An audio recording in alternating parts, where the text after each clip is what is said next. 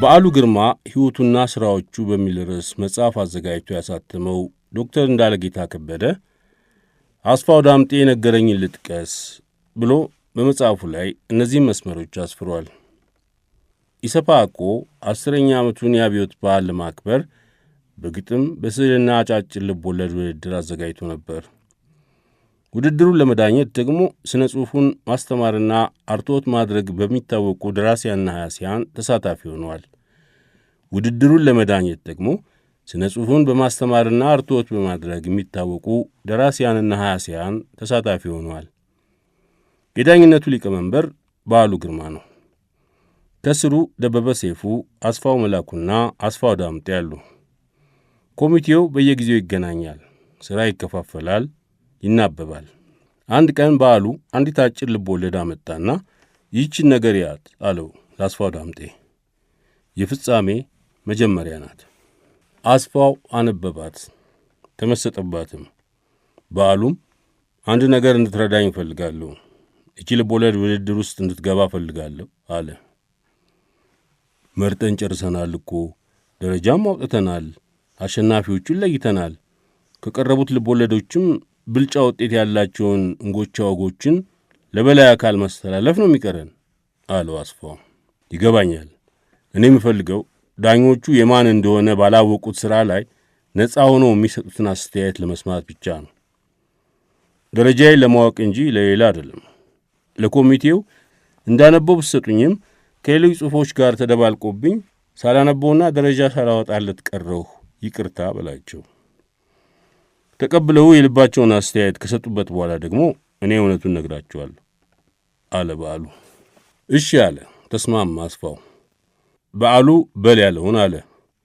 ከኮሚቴው አባላትም አንዳንዶቹ ወደ ኋላ ልትመልሰን ነው ወይ አሉ፣ አቅማሙ። አንዳንዶቹ በቃ አሁኑኑ ትነበብ አሉ። ልብ ወለዷ ስም የላትም፣ ደራሲው አልተጻፈበትም። ተነበበች፣ አነጋገረች። በተለይ ደበበ ሰይፉ ማለፊያ ናት። እስካሁን ካነበብናቸው ትረካዎች ይችን የሚስተካከል የለም አለ። ሌላኛው ዳኛ ደግሞ ደበበ የፈጠረበትን ስሜት አልፈጥርበት አለች። ሙግቱ ቀጠለ። በዓሉና አስፋው ጥሩም ነው መጥፎም ነው ሳይሉ ውይይቱን ያጋግላሉ። ወደ የትኛው ያዘነበለ ሐሳብ እንዳላቸው አይታወቅም። በመጨረሻም በዓሉ የሚበቃውን ያህል ትችት ካዳመጠ በኋላ ጎበዝ፣ ይቅርታ፣ አንድ ነገር ልንገራችሁ አለና እውነቱን ነገራቸው። የማን እንደሆነ በማታውቁት የፈጠራ ሥራ ላይ በየቀኑ የምታደርጉት ውይይትና ንትርክ ስሜት ስለሰጠኝ፣ እኔ ደግሞ አጭር ልብ ወለድ ጽፌ ስለማላቅ ቅን የሆነ አስተያየታችሁን ለመስማት ብዬ ነው እንዲህ ማድረጌ አላቸው። ግራ ተጋቡ፣ ቀልድም መሰላቸው። በዓሉም ለሰጣችሁኝ አስተያየት ያለኝን ምስጋና አቀርባለሁ። ላጠፋሁባችሁ የጊዜ ብክነት መቀጫ ይሆን ዘንድ ደግሞ የዛሬ ምሳ ግብዣ በእኔ ነው አለ። ይሄው ነው የፍጻሜ መጀመሪያ፣ ለደራሲው የመጀመሪያውም የመጨረሻውም አጭር ልብ ወለድ ነች። ልብ ወለዷ በታኅሳስ 1975 ዓ.ም የካቲት በመጽሔት ላይ ወጣች። እሷ ከተነበበች በኋላ ሐምሌ 25 ቀን 1975 ኦሮማይ ታትሞ ወጣ። ነሐሴ 20 ቀን 1975 ደራሲ በዓሉ ግርማ ከሥራው ታገደ። መጽሐፍቱም እንዲሰበሰቡና እንዲጠፉ ተደረገ። ከ5 ወር በኋላ ደግሞ ደራሲው በዓሉ ግርማ እንዲታሰር፣ እንዲሰቃይና እንዲጠፋ ተደረገ። ይሄ የፍጻሜ መጀመሪያ አጭር ልብ ወለዱ የበዓሉ የመጨረሻው ኑዛዜ ይሆን? ያን ለተመራማሪዎች እንተውና የበዓሉ ግርማን አጭር ልብ ወለድ አበበ ባልቻ ያነብልናል። የፍጻሜ መጀመሪያ በዓሉ ግርማ።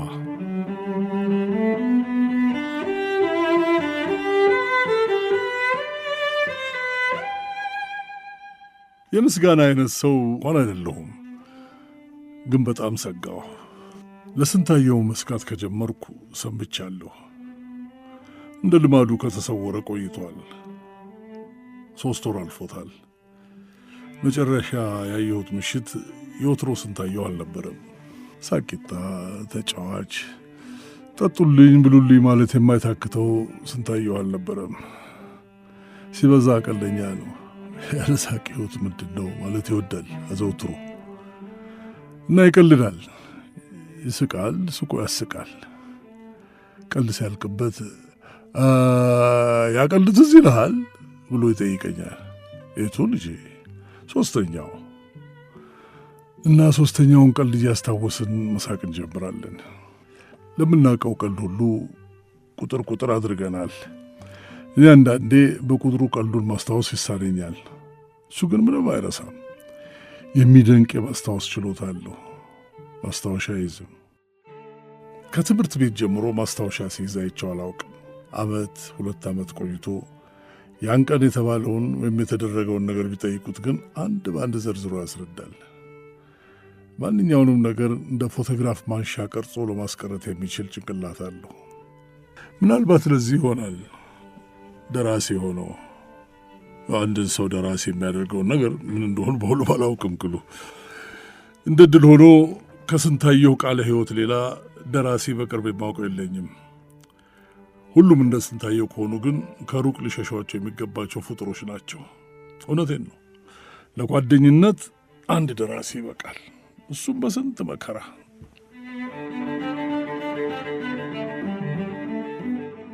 አይ ስንታየሁ ለሚያደርገው ነገር ሁሉ ልክ የለውም።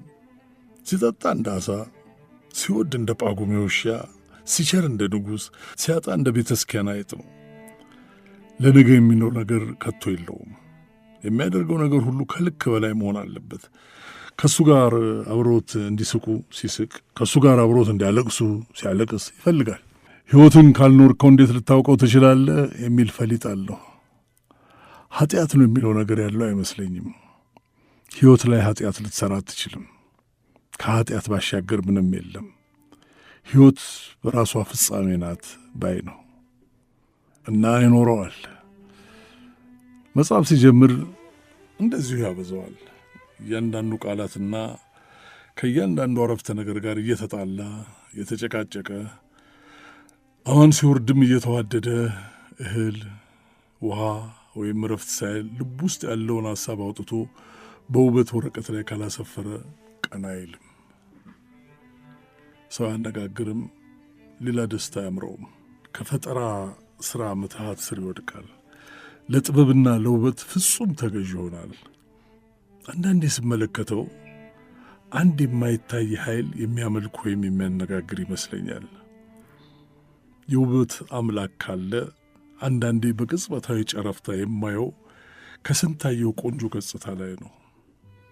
ቆንጆ ፊቱ አንዳንዴ ዝም ብሎ ጸጥ ብሎ ይፈካል።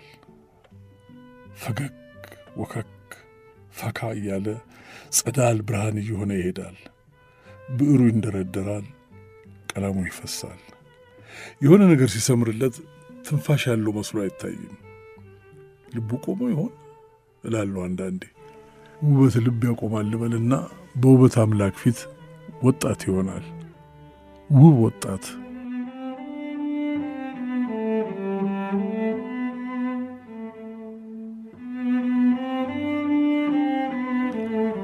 አጠገቡ መኖሬን ፈጽሞ ይዘነጋል።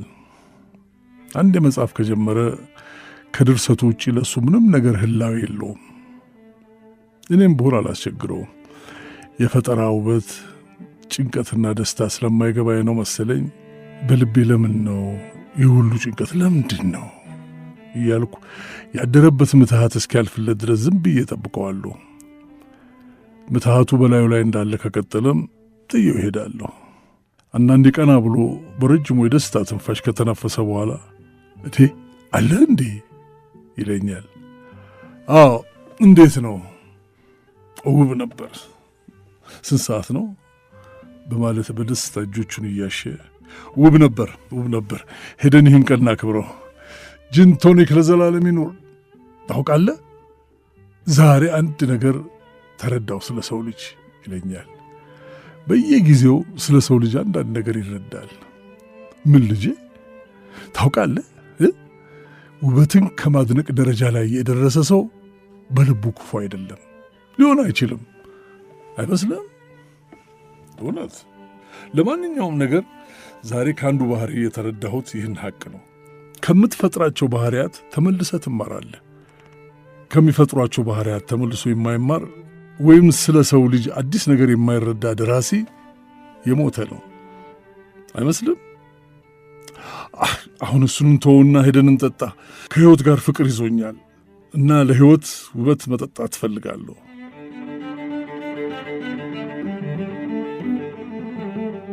ለምን በጂን ቶኒክ ለመስከር እንደሚፈልግ አይገባኝም። ዘላለሙን በሕይወት አረቄ እንደሰከረ ነው። ትደሰት ብቻ አይደለም የሚጠጣው፣ ውበት አልታይ ያለ ዕለትም ይጠጣል። ከውበት ጋር ያልተሞሸረ ዕለት ድንገት ያረጅብኛል። ውበቱ ከፊቱ ይጠፋል፣ ጥርሱ ያገጣል፣ ግንባሩ ይቋጠራል፣ ሕይወቱ ውስጡ ታፍና ልትፈነዳ ትደርሳለች እና ይጠጣል። ለውበት አምላክ ብዙ ጂን ቶኒክ ይሰዋል። ግን ብዙ የሚጠጣው አንድ መጽሐፍ ደርሶ ጨርሶ ሌላ ሐሳብ በሚጸንስበት ጊዜ ውስጥ ነው። ያኔ ዝምታ ያበዛል። ዝምታው መጨረሻ የለውም። በዚያን ወቅት ቢኮረኩሩትም አይስቅም፣ ዝም ብሎ ይተክዛል። ዝምታው ግሩም ነው፣ ውብ ነው፣ ድንቅ ነው። የጭንቅላት ውስጥ ግሩም ሐሳብ ትር ትር ሲል የሚሰማኝ ይመስለኛል። በሐሳቡ ውስጥ የሰው ልጅ ትልቅነት፣ ውበትና ፍቅር ይታየኛል። ብሩህ ገጽታው ላይ ችግር ምንድን ነው? የሕይወት ውበቷ ከመኖር ላይ ነው የሚል ሐሳብ ይነበበኛል እና ሁልጊዜ እንዲያስብና እንዲጽፍ እፈልጋለሁ። ላናግረው አልሞክርም። አንድ ቃል ሳንለዋወጥ ብዙ ቀንና ምሽት አብረን እናሳልፋለን። አውቀዋለሁ፣ ያውቀኛል። ዝምታችን በቂ ነው። የግድ መነጋገር የለብንም። አብረን እስከሆንን ድረስ ዝምታችን ያስደስተናል። እንደ እውነቱ ከሆነ በዝምታችን ውስጥ ብዙ የምንግባባው ነገር እንዳለ ይሰማኛል። እኔም ሆንኩ እሱ አንዱ ሌላውን ለማስደሰት የምናደርገው የተለየ ጥረት የለም። የልብ ጓደኞች ነን። በቃ እኔ ለሱ ከዚህም በላይ ነኝ። ማለቴ እኔ ለሱ ከጓደኛም በላይ መሆኔን ብዙ ጊዜ ነግሮኛል። የሚጽፈው ለእኔ ነው። እኔን ፊቱ ቁጭ አድርጎ ነው የሚጽፈው። ካለ እኔ ሌላ ታዛቢም ተመልካችም አንባቢም ሆነ ሀያሴ አያውቅም። አሁን የምጽፈው ነገር ሕሊናን ያረካው ይሆን የሚል ነው የመጀመሪያው ጥያቄ።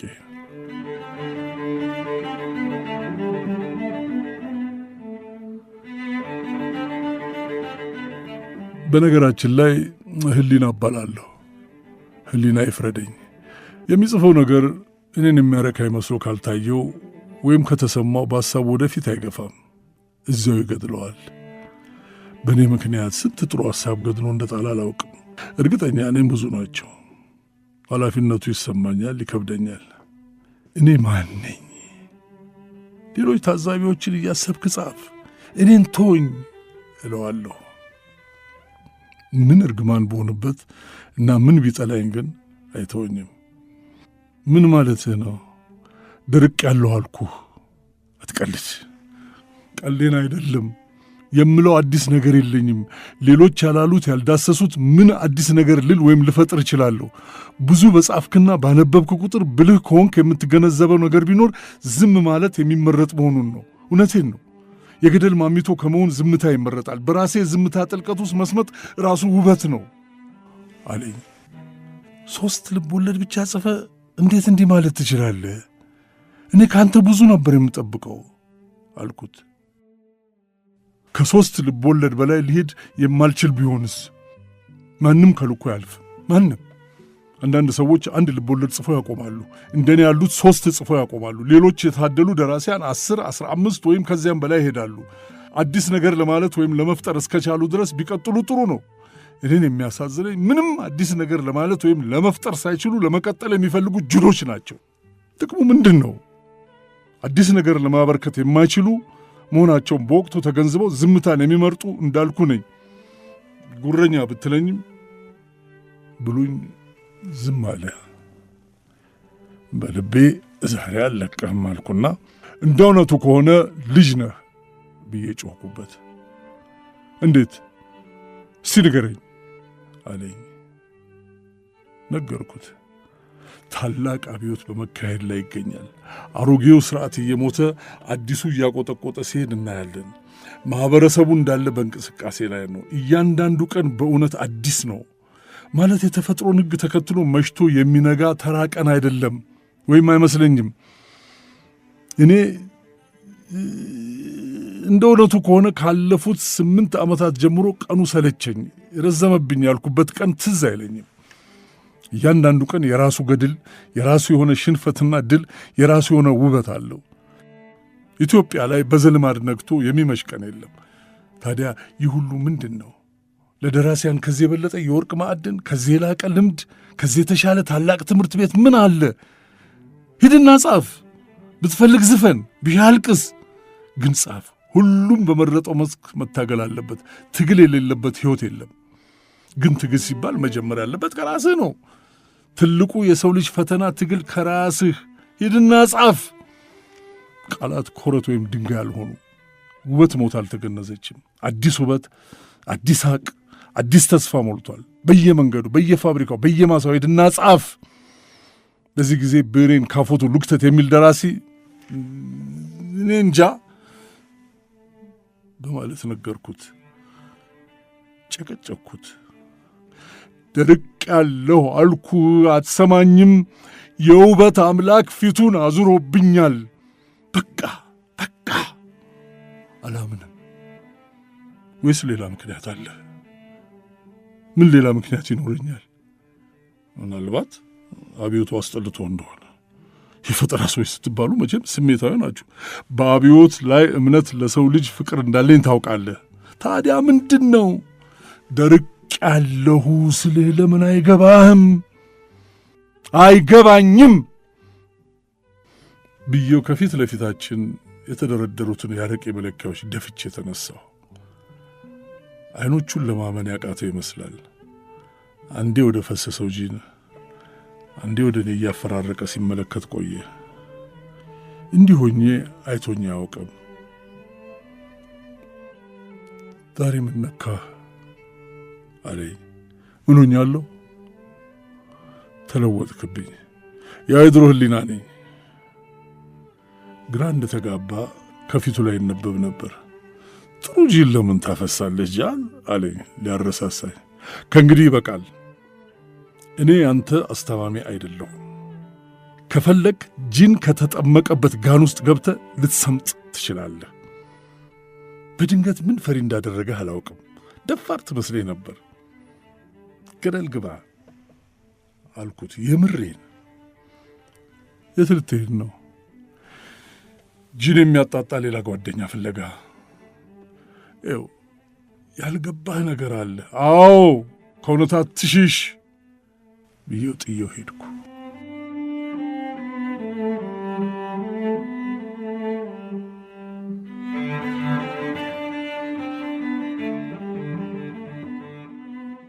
ይህ ከሆነ ቆይቷል። ምናልባት ዘላለሜን እንድሰቃይ ይፈልጉ ይሆናል። የትም ሄዶ ጠፍቶ የቀረው ብቸኛ ተደራሳይ ነው አይደለሁ። የተሰቃየሁ እንድኖር ፈልጎ ነው። ወደ ሞት ሰደድኩት። ወደ ሞት። የሞተ ምን አለበት? አረፈ፣ ተገላገለ። ቀሪን ይጭነቀው። ምነው አልተናገርኩት? ኃጢአት የከበደኝ ሳይታወቀኝ እንባዬ መጣ። በአንድ ፊት ደግሞ እንዴት አደረብኝ። የምን አትርሱኝ ነው እሱ። ሆን ብሎ ይሆናል እንዲህ ያደረገው። ዘላለሜን እንዳረሳው ማን ተረስቶ ለመተረት ይፈልጋል? ከሞትም በኋላ በተለይም ደራሲያን ይሁን። ግን አሁን ምን አለበት ጠያቂ አድርጎን ባይጠፋ። ሰይጣን የመጣውን ባያልወረደም አይን ላይ ደርቆ ቀረ። ድንገት የቤቱ በር ሲንኳኳ ሰማሁ። ማን ነው? ይግቡ። ስንታየው ነበር። ውበት የተላበሰ ጤናማ ወጣት መስሏል። የት ነበር ካንተ? ረጅም ሱባኤ ገብቼ ነበር። መጥፎ ስጋት ላይ ጥለኸኝ ነበር። ምን ነው? ምን አደረግኩ ልጄ? ምን በደልኩ? አንተም ለሰው ትጨነቃለህ እንዴ? ምን ማለት ነው? ልቤ ከድንጋይ የተሠራ መሰለ? ስለ ሰው ደንታ ያለ አይመስለኝም ነበር። ይህን ሁሉ ዘመን አብረን ስንኖር ስለ እኔ ያለ ግምት ይህ ነበር? ይገርማል። ግን ለምን ልጄ? ምን እንዲያሰኘህ? ግን አሁን ተለውጠሃል አለኝ። እንዴት? እስቲ ንገረኝ አልኩት። አሁን ስሜት አለ። በፊት ሁሉንም ነገር ከርቀት የምትመለከት ትመስለኝ ነበር። ደንታ አለህ ለካ። ስሜት እንዳለ አላውቅም ነበር። ተደራሲ ሁሉ ደንታ ያለው አይመስለኝም ነበር። ለማንኛውም ነገር አመሰግንሃለሁ። ስለምኑ ልጄ? የውበት አምላክ ታርቆኛል። አዲስ ስራ ጀመርክ? ስለ እሱ ኋላ አጫውትሃለሁ። ቆንጆ ሐሳብ ነው። አሁን እንሂድና ይህን ምሽት እናክብረው አለኝ። ጊዜ አላጠፋሁም። ስለ አዲሱ ሥራው ለመስማት በጣም ቸኩዬ ነበር። ተያይዘን ወጣን። እንደ ወተት የነጣ የጨረቃ ብርሃን ጨለማው ላይ ነግሷል። ግሩም ናት፣ ውብ ናት። ዓለም ከእሷ ጋር ይስቃል። ኮከቦቹን ያቸው፣ ሰማዩን ተመልከተው እና እኔንም አለኝ። ሁሉንም ተመለከትኩ፣ እሱንም ጭምር።